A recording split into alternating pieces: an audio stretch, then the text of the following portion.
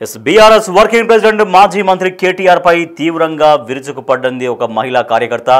రాజకీయం కోసం ఏ గడ్డి అయినా తింటావు అంటూ చాలా తీవ్రంగా విమర్శించారు మహిళా కార్యకర్త. కేటీఆర్ పైన సోషల్ మీడియాలో తీవ్రంగా విమర్శలు చేశారు. తనపై నీచంగా పోస్ట్ చేసిన వ్యక్తితో ఫోటో దిగడం దారుణం అంటూ ఆవేదన వ్యక్తం చేశారు. అహ్మద్ పాషా అనే వ్యక్తి తనపై అసభ్యకర పోస్ట్ చేశాడంటూ ఇప్పుడు అదే వ్యక్తితో కేటీఆర్ తనని దగ్గరికి తీసుకొని ఫోటో దిగి తనని ప్రోత్సహిస్తున్నాడు అంటూ ఇంత నీచమా అంటూ మహిళా కార్యకర్త తన ఆవేదన వ్యక్తం చేస్తున్నారు. సోషల్ మీడియా వేదికగా కేటీఆర్ పైన విమర్శలు చేస్తున్నారు. బెయిల్ వచ్చేలా న్యాయవాదుల్ని పెట్టారు. ఆ వ్యక్తికి అహ్మద్ పాషా అనే వ్యక్తి గతంలో తనను చాలా తీవ్రంగా వేధించాడు. తనను అసభ్యకరంగా తన పైన పోస్టులు పెట్టాడు. అసభ్యకరంగా తనను సమాజంలో చిత్రించాడు. కానీ అటువంటి వ్యక్తి పైన నేను హైకోర్టులో కేసు వేస్తే అక్కడ తనని లాయర్ని పెట్టి తనకు బెయిల్ వచ్చేలాగా చేశావంటూ కేటీఆర్ని ఉద్దేశించి చాలా తీవ్రంగా విమర్శలు చేశారు. రామన్న కోసం 4 ఏళ్ళు ప్రాణం పెట్టి పనిచేశాను, అట్లా పనిచేసినా కూడా నా గొంతు కోసావంటూ ఆవేదనతో ఒక వీడియో రిలీజ్ చేశారు. ఆమె పార్టీలో ఉండనివ్వద్దనే కేటీఆర్ ఈ రకంగా కుట్రలు చేస్తున్నారంటూ ఆమె ఆరోపిస్తున్నారు. ఆమె ఏం మాట్లాడుతున్నారో ఒకసారి చూద్దాం.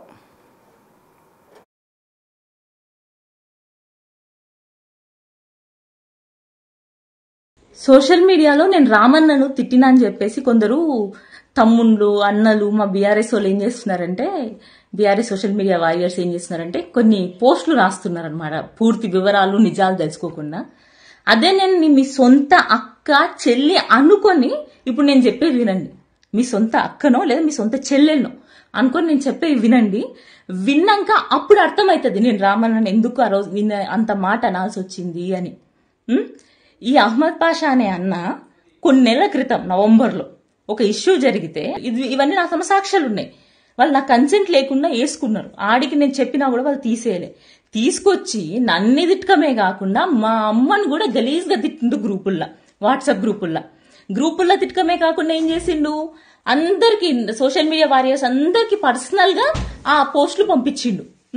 పంపించినప్పుడు నేను అంతేకాకుండా ఒక అన్న నాకు సపోర్ట్ చేసి వాతో అహ్మద్ పాషా అన్నతో కొట్లాడితే నీకు దానికి ఏం సంబంధం రా, నువ్వెందుకు దాని వైపు తీసుకుంటున్నామని అన్నతో వరుసున్నతో అంటగట్టే నాకు. మరి దీనికి ఎవరు బాధ్యత వహించాలి? సరే, ఆ రోజు నేను బీఆర్ఎస్ లీగల్ సెల్కి చెప్తే వాళ్ళు చూసుకున్నారు. అమ్మ మేము చెప్తాంలే అమ్మ ఇంకా వదిలే అన్నారు. ఆ తర్వాత మళ్ళీ చెప్పినట్టున్నారు. ఆ తర్వాత నా దగ్గరికి రాలేదు.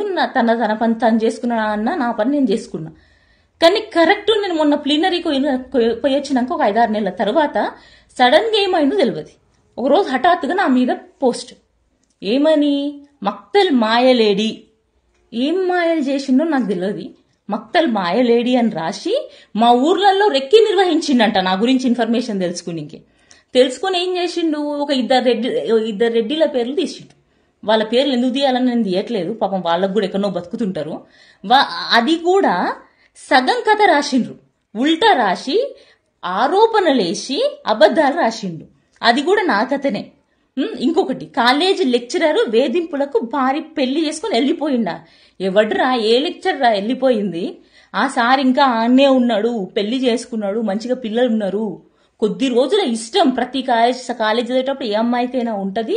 దాంట్లో కొద్ది రోజుల ఇష్టం ఉన్న మాట వాస్తవం. తర్వాత తన మర్దల్నే పెళ్లి చేసుకుని అదే కాలేజీలో ఉన్నాడు. నేను అదే కాలేజీలో కంప్లీట్ చేసి వచ్చిన నా చదువు. నా బాధ ఏంటంటే ఈ కాలేజ్ అనేది నేను టాప్ కాలేజీలో చదివినా మీకు వివరాలు ఎట్లా తెలిసినాయి, ఆ వ్యక్తికి వివరాలు ఎట్లా తెలిసినాయి అంటే ఇది అహ్మద్ పాషా అన్న చేసిండు అని నేను అంటలే. వెనకాల ఇంకెవరో ఉన్నారు, ఫేస్ ఇదంది, వెనకాల ఇంకెవరో ఉండి ఇంత సెర్చ్ చేసి నా మీద పెట్టించిండ్రు. అదొక్కడి కాకుండా ఏం చేసిండ్రు, మళ్ళీ మా అమ్మ అన్న కేసు తీసుకొచ్చిండ్రు. ఎప్పుడెప్పుడో 2019లో అయినది.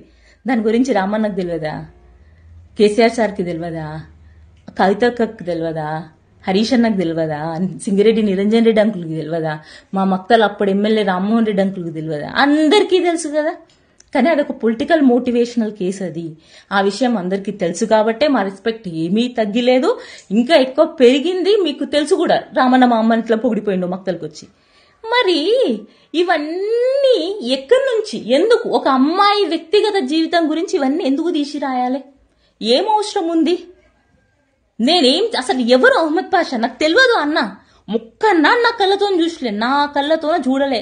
ఆ గొంతు కూడా ఈ వీడియోలో అయినడు ఎప్పుడో అప్పుడు, ఫోన్ కూడా మాట్లాడలే. అసలు పరిచయం లేని వ్యక్తి, ఎక్కడనో మల్కాజ్గిరి నేను ఎప్పుడు ఆ ఏరియాకు కూడా పోయలేను, అసలు నా కాన్స్టిట్యున్సీ కాదు. అట్లాంటప్పుడు నేను ఏం ద్రోహం చేసినా నా మీద పెట్టిండ్రు.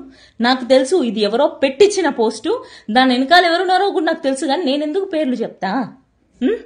నేను క్లియర్ కట్గా చెప్తున్నది ఏంటంటే, ఒక అమ్మాయి మీద ఇట్లా అడ్డమైన పోస్టులు వేసినప్పుడు, ఇంకొక విషయం, మక్తల్ మొత్తం బీఆర్ఎస్ గ్రూప్లు, బీఆర్ఎస్ అప్డేట్లు, బాపు గల్పిన బంధంలా, ఇంకా చాలా గ్రూప్స్, అన్ని గ్రూప్స్ లా తన ఫేస్బుక్ లింక్ షేర్ చేసిందంట. ఎందుకు షేర్ చేయాలి? ఎందుకు నన్ను బద్నాం చేయాలి? ఒక పెళ్లిగాని ఆడపిల్లనరా భయ్, ఏమీ లేని దానికే ఇప్పుడు రేపటినాడు పెళ్లిళ్ళైనాక ఎవరిని చంపుతారో తెలియనట్లుంది. ఇన్ని నిందలేసి రాజకీయంలో పనిచేసి ఇన్ని నిందలేస్తే ఒక ఆడపిల్ల ఎట్లా భరిస్తుంది అవన్నీ? చెప్పురు, మీరే న్యాయం చెప్పండి దీనికి. ఇవన్నీ రామన్నకు తెలుసు, ఈచ్ అండ్ ఎవ్రీథింగ్. ఎందుకంటే రామన్నతో నేను రెగ్యులర్ కాంటాక్ట్ లో ఉంటా, అన్నకన్నీ చెప్తా. తెలిసి కూడా నిన్న ఫోటో ఎట్లా దిగిందన్న? సరే, ఫోటో 100 మంది దిగుతారు అని మాట్లాడుతున్నారు కదా, మీకు నిజంగా ఎంతమందికి ఈ విషయం తెలుసో తెలియదు కానీ నేను 4 ఏళ్ళు పనిచేసిన కాబట్టి నాకు అంజాద ఉంది. నందినగర్ ఇంట్లో పైన ఫ్లోర్లోకి పోవాలంటే కింద గన్మ్యాన్లు పర్మిషన్ ఇవ్వాలా? వాళ్ళు పర్మిషన్ ఇవ్వాలంటే పైన నుంచి ఓకే ఆర్డర్స్ రావాలి, లేకుంటే పైన ఫ్లోర్ పోవడం కుదరదు. అందరు బర్త్డేలకు ఎందుకో దొరకడు రామన్న. నిన్న గద్వాల మీటింగ్ పోతుంటే కూడా అర్జెంట్ ఎట్లా కలిసిండు తెలియదా అన్నకి? అహ్మద్ పాషా ఎవరో అప్పుడు అంత పెంట చేసిండ్రంట కదా అందరు ఇంకా అన్ని పార్టీలు. మరి అప్పుడు చూసింటాడు కదా అహ్మద్ పాషా ఎవరో. నేను కూడా పెడుతూనే ఉన్నా కదా, అన్న ఇతనే అహ్మద్ పాషా, ఇతనే పోస్ట్ పెట్టిండు అని చెప్పి. మరి అన్న ఎట్లా రానిచ్చిండు? అన్న కోసం పానం పెట్టి పని చేసిన కదా, నిజం కదా ఇది. నేను బద్నాం చేయలే, పానం పెట్టి పని చేసిన. మీరు కాదన్నా పానం పెట్టి నేను పని చేసిన. నా పానం తీసేదాకా తెచ్చినోడిని పక్కన పెట్టుకుంటే నాకు ఏడుపు రాదు? నేనెంత మనోవేదనకు గురైనా మీ అందరికి ఎట్లా తెలుస్తుంది? మీరే ఆలోచించాలి. ఆ వ్యక్తి చేసింది కరెక్టా తప్పా? రామన్న దీనికి ఎందుకు ఇంతవరకు సమాధానం చెప్పాలి? అసలు నేను చేసిన తప్పేందో కాస్త చెప్తే నేను కూడా సరిదిద్దుకుంటా. ఇది రామన్నకే అడుగుతున్నా, అన్న నేనేం తప్పు చేసిన? ఒక ఆడపిల్ల మీద బహిరంగంగా పోస్ట్ పెట్టి దర్జాగా తిరుగుతున్నాడు. నేను ఒక ఆడపిల్లని ఇంట్లో కూర్చున్నా, ఒక మొగోడు క్రిమినల్ లెక్క పనిచేసి అట్లాంటి పోస్టులు పెట్టి తిరుగుతాడు. నేను ఒక ఆడపిల్లని ఇంట్లో కూర్చున్నా, నేనేం తప్పు చేసినా అని ఇంట్లో కూర్చున్నా. ఇప్పుడంటే నువ్వు ఒప్పుకుంటున్నావా రామన్న? ఆ పోస్టులో పెట్టిన నిజమని ఒప్పుకుంటున్నావా? అహ్మద్ పాషా నువ్వు ఎంకరేజ్ చేస్తున్నావు కాబట్టి ఆ పోస్టులన్నీ నిజమని ఒప్పుకుంటున్నావా అన్న? అందుకే నేను నిన్న అన్నని తిట్టాల్సి వచ్చింది. ఎందుకంటే నేను తట్టుకోలేకపోయినా. అన్న రానియాడు పక్కకి అనుకున్నా, కానీ ఇట్లా ఫోటో దిగేసరికి అన్న మీద నాకున్న ఒపీనియన్ పోయింది. ఇంకా మీరే ఆలోచించుకోండి ఏది నిజం ఏది అబద్ధం. ఒక అమ్మాయి మీద ఇట్లాంటి పోస్టులు, మళ్ళీ ఆ పోస్టుల కింద ఏం రాసిండు? బెదిరించిండు. నేను మంచిగుంటే మంచోన్ని, లేకుంటే గలీజ్గా అన్ని నీ హద్దుల్లో నువ్వు ఉండు, లేకుంటే ఎంత దాకైనా రెడీ అంటే నన్ను చంపేస్తాడా? మా ఊర్లో రెక్కి నిర్వహించిన అంటాడు. మా ఊర్లో మా ఊరు పక్కల్లా కిందనేమో దేనికైనా రెడీ అంటాడు. నన్ను చంపేస్తారా? ఇంత బహిరంగంగా ఒక ఆడపిల్లకి ఇట్లా థ్రెడ్ చూపిస్తుంటే మీకేం బాధ అనిపించలేదా? రామన్నకు బాధ అనిపించలేదా? ఫోటో దిగుతుంటే అనిపించలేదా అన్నకి? ఏమైతుందో ఇప్పుడు ఆ ఫోటో చూసినప్పుడల్లా నేనే తప్పు, అహ్మద్ పాషా కరెక్ట్ అన్నట్లేదు. మరి రామన్న ఒప్పుకుంటున్నాడా? నా క్యారెక్టర్ అసలు ఉంటుందని ఒప్పుకుంటున్నాడా? చెప్పాలి మరి. అందుకే నేను ఆ పోస్ట్ వేసిన. ఇంకా మీరే ఆలోచించాలి బీఆర్ఎస్ తమ్ముళ్ళు అన్నలు. నాకు తెలియదు ఇంకా ఇంతకు మించి చెప్పనిక కూడా నాకు చేతనైతలేదు.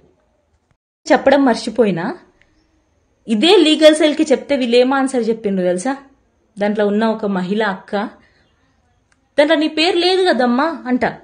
నా పేరు లేదు కానీ వివరాలన్నీ నావే కదా అక్క, అట్లా వేయొచ్చునా? సరే ఆడికైనా కూడా సరే, ఆమె విజ్ఞత కనుక్కొని నేను వదిలేసిన అక్కను. తర్వాత నేను కేసు పెట్టినా, పోలీసులు తీవ్రంగా విచారించిండ్రు. హైకోర్టుకు పోయి మరి బెయిల్ తెచ్చింది ఎవరు?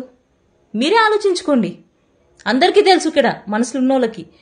మీరు ఒక్కసారి క్వశ్చన్ వేసుకోండి. హైకోర్టుకు పోవాలంటే ఎంత ప్రాసెస్ ఉంటుంది, ఆడికోవాలంటే ఎంత ఇన్ఫ్లుయెన్స్ అవసరము, ఆ వ్యక్తి అహ్మద్ పాషా అనే అన్న ఎట్లా పోయి బెయిల్ తెచ్చుకున్నాడో ఒక్కసారి ఆలోచించండి.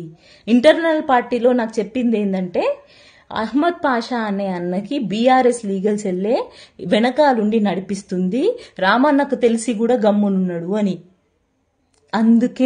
అందుకే నా బాధ అదే. ఏం తప్పు చేసినా అని నేను ఇంత నింద మోయాలా? నేను ఎవరిని చంపినా, ఎవరిని ఏం చేసినా, పార్టీకి అంత కానరాని ద్రోహం ఏం చేసినా నేను అందుకే అడిగిన, అందుకే నిన్న నేను రామన్నని తిట్టినా. రైట్. బీఆర్ఎస్ వర్కింగ్ ప్రెసిడెంట్ మాజీ మంత్రి కేటీఆర్ పైన ఒక మహిళా కార్యకర్త, అంటే మక్తలకు సంబంధించినటువంటి ఒక మహిళా కార్యకర్త తన ఆవేదన పూరితంగా కొన్ని ప్రశ్నలు వేస్తున్నారు.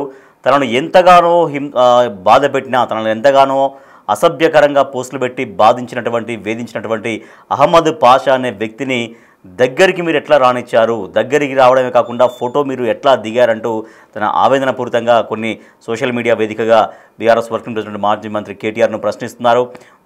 దాదాపు ఒక 8 నిమిషాల వీడియో కూడా రిలీజ్ చేశారు. తనని పార్టీలో కొనసాగుతున్నటువంటి సమయంలో దాదాపు 4 సంవత్సరాలు కేటీఆర్ దగ్గరగా ఉన్నాను, పనిచేశాను, బీఆర్ఎస్లో పనిచేశాను, ఇప్పటికి కూడా బీఆర్ఎస్లోనే ఉన్నాను, అయినప్పటికీ కూడా నన్ను ఆ రకంగా వేధించినటువంటి వ్యక్తిని కేటీఆర్ దగ్గరికి తీశారంటే తనే రైటు, నేనే రాంగ్ అనే విధంగా వెళ్ళింది అంటూ తన ఆవేదన భరితంగా కేటీఆర్ని కొన్ని ప్రశ్నలు అడుగుతున్నారు మహిళా కార్యకర్త. మా ప్రతినిధి శంకర్ మరింత సమాచారం. సార్ ఎస్ శంకర్, ఇప్పుడు మహిళా కార్యకర్త మాట్లాడినటువంటి మాటల తర్వాత బీఆర్ఎస్ క్యాడర్ నుంచి, నాయకత్వం నుంచి రియాక్షన్స్ వస్తున్నాయా? ఎస్ రాజేష్, గత కొద్ది కాలంగా కూడా బీఆర్ఎస్ పార్టీలో యాక్టివ్ గా పనిచేసినటువంటి ఆశాప్రియ బీఆర్ఎస్ పార్టీ కార్యక్రమాలకు దూరంగా ఉంటూ వస్తుంది. ఇదే క్రమంలో గతంలో ఆశాప్రియ సోషల్ మీడియాలో చాలా యాక్టివ్ గా ఉండేది.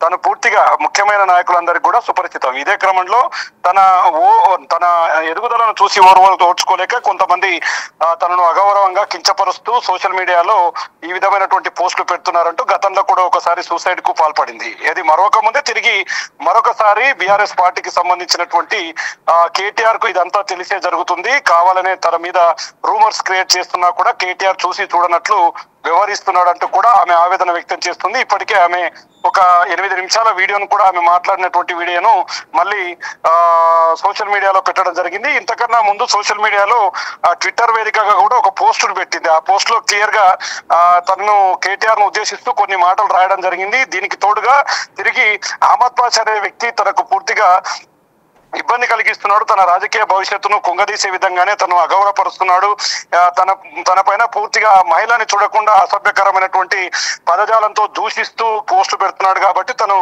పార్టీకి దూరంగా ఉంటున్నాను, కేటీఆర్ ఇదంతా తెలిస్తే చూస్తూ ఊరుకున్నాడు, ఒక్కరోజు కూడా తనకు సంబంధించినటువంటి బాధ జరిగితే అది అడగలేదని చెప్పి కూడా ఆమె పూర్తిగా ఇబ్బంది పడినటువంటి పరిస్థితి అక్కడ క్లియర్ కట్ గా కనిపిస్తుంది. ఇప్పటికీ ఆ ట్విట్టర్ లో ఉన్నటువంటి పోస్ట్ కావచ్చు, ఆమె మాట్లాడినటువంటి వీడియో కూడా పూర్తి స్థాయిలో సంచలనంగా మారుతున్నాయి. బీఆర్ఎస్ పార్టీలో మహిళలకు గౌరవం ఇవ్వడం లేదు, తన వైపు అక్కా చెల్లెలుగా చూడాల్సినటువంటి తనను ఈ విధంగా ఇబ్బందులకు గురి చేయడం ఎంతవరకు సమంజసం అంటూ కూడా పూర్తి స్థాయిలో ఆమె ఫైర్ అవుతున్నటువంటి సిచ్యువేషన్ మనం గమనించవచ్చు. ఏదేమైనప్పటికీ ఈ పోస్టుల గోల్ అంతా కూడా బీఆర్ఎస్ పార్టీకి తీరని నష్టాన్ని చేకూర్చే విధంగా ఉంది. దీనిపైన బీఆర్ఎస్ పార్టీకి సంబంధించినటువంటి ముఖ్య నాయకులు మరి ఎలాంటి నిర్ణయం తీసుకుంటారు, ఈ వారు ఇక్కడతో ఆగిపోతుందా లేదంటే అంటే శంకర్, ఇప్పుడు ఆమె చేసినటువంటి ఆరోపణలని లేకపోతే సోషల్ మీడియా వేదిక ద్వారా ట్విట్టర్ ద్వారా అడుగుతున్న ప్రశ్నల్ని బీఆర్ఎస్ పెద్దగా అంటే నెగ్లెక్ట్ చేస్తుందా, అంటే ఇగ్నోర్ చేస్తుందా, పట్టించుకోవట్లేదా, ఏదో మాట్లాడిన తర్వాత ఆమె వదిలేస్తుంది అనుకుంటున్నారా, లేదు దీన్ని సీరియస్గా తీసుకొని ఏదో ఒకటి దీనికి ఫుల్ స్టాప్ పెట్టేటువంటి ప్రయత్నం చేస్తే బాగుంటుంది అన్నటువంటి ఆలోచనలో ఆ జిల్లా బీఆర్ఎస్ పార్టీ యంత్రాంగం కనపడుతుంది ఈ సమయానికి? ఎస్, అంటే గతంలో కూడా ఆమె చేసినటువంటి పోస్టులు కావచ్చు, ఆమె తన బాధను వెళ్ళదక్కినటువంటి పరిస్థితుల్లో కూడా ఎక్కడ కూడా బీఆర్ఎస్ పార్టీకి సంబంధించినటువంటి అధిష్టానం కావచ్చు, లీగల్ టీమ్ కు తను పూర్తిగా చెప్పింది. తనపై ఎవరు ఆరోపణలు చేస్తున్నారో అహ్మద్ పాషా అనే వ్యక్తి పైన ఇప్పటికే ఒక కేసు నమోదు చేయడంతో పాటు కోర్టుకు వెళ్ళానని చెప్పింది. కానీ అహ్మద్ పాషాను రక్షిస్తూ నేరుగా కేటీఆర్ అతనికి బెయిల్ ఇప్పించాడంటూ కూడా ఆమె పోస్ట్ లో ఒక రాయడం జరిగింది. ఇదంతా చూస్తుంటే ఇప్పటికైతే ఆమెకు సంబంధించినటువంటి వ్యవహారంలో ఎక్కడ కూడా బీఆర్ఎస్ పార్టీకి సంబంధించినటువంటి అధిష్టానం కానివ్వండి, అదే విధంగా కేటీఆర్ కూడా ఎక్కడ ఇన్వాల్వ్మెంట్ కనిపించడం లేదు. మొత్తంగా తమ కుటుంబం గత 23 ఏళ్లుగా కూడా బీఆర్ఎస్ పార్టీకి ఎలాంటి ఆశించకుండా, డబ్బులు ఆశించకుండా, పదవులు ఆశించకుండా పనిచేస్తున్నప్పటికీ తమకు తీరని అన్యాయం చేస్తున్నారు అనే క్రమంలో కూడా ఇప్పటికీ ఆమె ఆవేదన వ్యక్తం చేస్తున్నారు. ఓవరాల్ గా ఇప్పటి వరకు మాత్రం దీనికి సంబంధించి కొంత ఈ వార్కు పులి స్టాప్ పెట్టాలి అంటే లోకల్ గా ఉన్నటువంటి పార్టీకి నష్టం కలుగుతుంది కాబట్టి దీన్ని ఇక్కడితో కూడా సమసిపోయేలా చేయాలని చెప్పి కూడా లీగల్ టీమ్ కు చాలా సందర్భాల్లో కొంతమంది ముఖ్య నేతలు చెప్తున్నప్పటికీ దీన్ని పట్టించుకోకపోవడంతోనే ఇది చిలికి గాలివానగా మారుతున్నటువంటి సిచ్యువేషన్ కనపడుతుంది రాజేష్. మొత్తంగా ఇప్పుడు ఈ రోజు తిరిగి మళ్ళీ ఇలాంటి పోస్టులు ఇలాంటి వీడియోలంతా కూడా ఒక్కసారి బీఆర్ఎస్ పార్టీ కేడర్ లో కాస్త కలకలం రేపుతున్నటువంటి సిచ్యువేషన్. దీనివల్ల పార్టీకి పెద్ద ఎత్తున ఇబ్బందులు తలెత్తే అవకాశాలు ఉన్నాయి కాబట్టి మరి పార్టీ అధిష్టానం దీని మీద ఎలాంటి చర్యలు తీసుకుంటుంది, ఏ విధమైనటువంటి అంటే దీన్ని క్లియర్ చేసి పార్టీకి చెడ్డ పేరు రాకుండా చూస్తారనేది మాత్రం వేచి చూడాల్సిన పరిస్థితి అయితే ఉంది Rajesh. Right, thank you Shankar. Yes, అది మహిళా కార్యకర్త, బీఆర్ఎస్ మహిళా కార్యకర్త, బీఆర్ఎస్ వర్కింగ్ ప్రెసిడెంట్ మాజీ మంత్రి కేటీఆర్ని ఉద్దేశించి కొన్ని ప్రశ్నలు వేస్తున్నారు. అది ట్విట్టర్ ద్వారా వేశారు. తర్వాత ఒక 8 నిమిషాల నిడివి ఉన్నటువంటి వీడియో రిలీజ్ చేశారు. తనను చాలా వరకు పార్టీలో ఎంతో కష్టపడ్డా కూడా తనని గుర్తింపు రాలేదని, తద్వారా గుర్తింపు రాకుండా చాలామంది ప్రయత్నం చేశారు. అహ్మద్ పాషా అనేటువంటి వ్యక్తి గతంలో తనను ఇష్టానుసారంగా చాలా అసభ్యకరమైన రీతిలో సోషల్ మీడియాలో రీతిలో పోస్టులు పెట్టారు. అప్పుడు తన ఆవేదనతో సూసైడ్ కూడా అటెంప్ట్ చేసింది. సో అటువంటి సందర్భంలో తనపైన హైకోర్టులో కేసు వేస్తే అతని బెయిల్ వచ్చే విధంగా చేసి కేటీఆర్ నాకు తీరని అన్యాయం చేశాడంటూ ఆమె ఆవేదన వ్యక్తం చేస్తున్నారు. తర్వాత అటువంటి వ్యక్తిని దగ్గరికి తీసుకొని చేరదీసి ఫోటో దిగడం పట్ల కేటీఆర్ ఈ రకంగా వ్యవహరించడం పట్ల తన మహిళా కార్యకర్త చాలా తీవ్రంగా తన ఆవేదనను వ్యక్తం చేస్తూ ఉన్నారు.